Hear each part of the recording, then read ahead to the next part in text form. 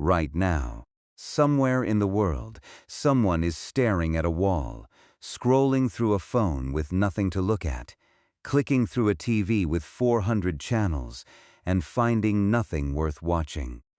You know this feeling. It's one of the most uncomfortable sensations a human being can experience. And here's the strange part. Almost no other animal on Earth feels it the way you do.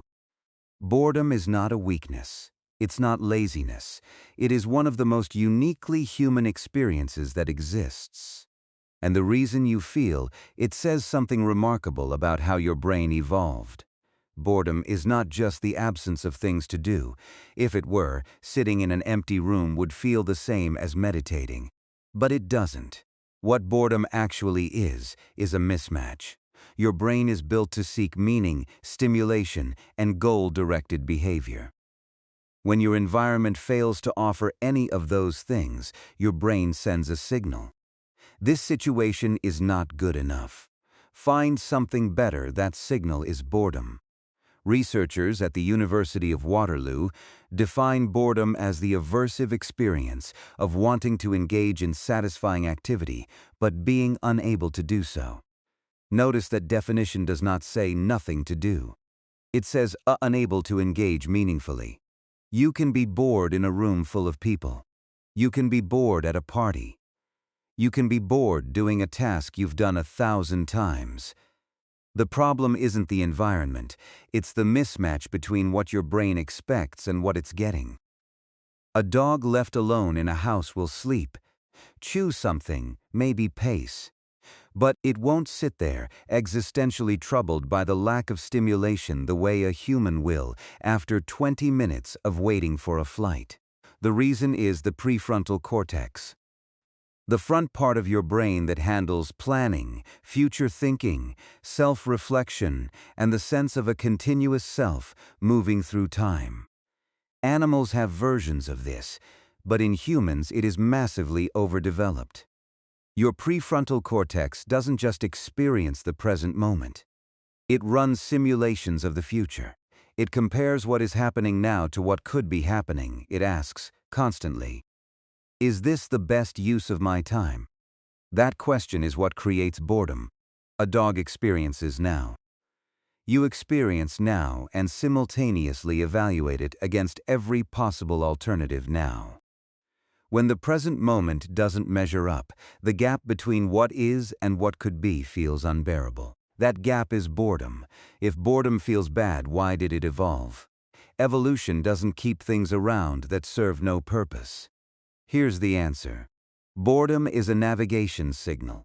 Your ancestors lived in environments where sitting still meant either resting after effort or being in danger. Unproductive sitting. Waiting with no goal, no task, no social connection, was a waste of calories and time in a world where both were precious.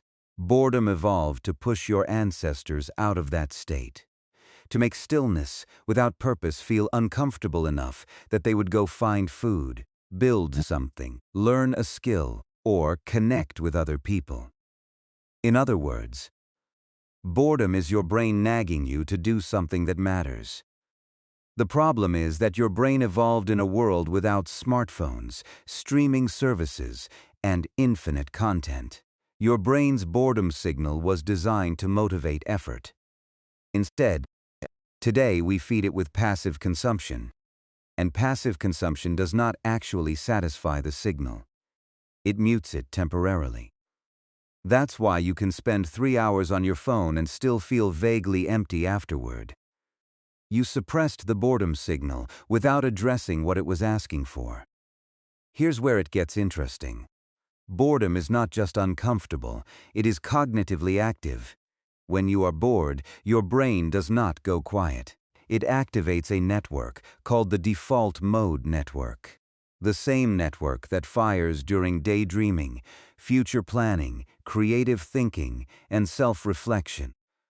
Researchers have found that people who allow themselves to be bored, who sit with it rather than immediately reaching for distraction, score significantly higher on creative problem-solving tasks immediately afterward. Being bored and tolerating it forces your brain into a generative mode. It starts asking questions, making connections, imagining scenarios. This is where creative ideas come from. Children who are allowed to be bored develop better imaginative play. Adults who schedule unstructured time report higher creative output at work. Your brain is not malfunctioning when you're bored. It's loading. There's a difference between situational boredom, stuck in a waiting room, and chronic boredom, which is a persistent sense that life lacks meaning and engagement. Chronic boredom is associated with higher rates of depression, anxiety, substance use, and risk-taking behavior. People who score high on boredom proneness in psychological studies are more likely to engage in dangerous activities, overeat, gamble, and struggle with motivation. This is not because boredom causes those things directly. It's because chronic boredom is a signal that your brain is not getting what it needs: purpose, challenge, growth, and connection. When that signal goes unaddressed long enough, people find other ways to discharge the discomfort, and not always healthy ones. The fix is not more stimulation. The fix is more meaning. So the next time boredom hits, really hits, the kind where you put your phone down and there's nothing to reach for, try not reaching for anything. Sit with it for 5 minutes. Let your brain run its search. You are not wasting time. You are doing something almost no other creature on earth can do. You are asking yourself what your life is for. If you found this useful, the link below has more tools for understanding how your brain works. And subscribe. There's a new video every day.